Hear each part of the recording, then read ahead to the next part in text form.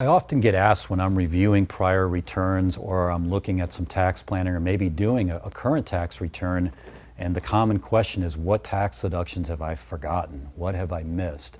And obviously that's a very difficult question to answer because I don't know exactly what your particular business was doing. But some of the things that I see missed over and over again, I've mentioned on other videos the home office deduction, and I think the failure to claim that is a big missed tax deduction. A lot of small businesses have their kids or other family members working in the business and they don't pay any wages or other compensation, and I think that's a big missed tax deduction. Providing gifts to clients and not claiming them as tax deductions.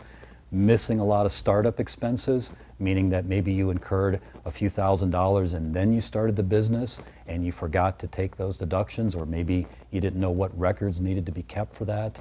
A whole host of personal type expenses that are converted into business expenses, including equipment and furniture and what have you.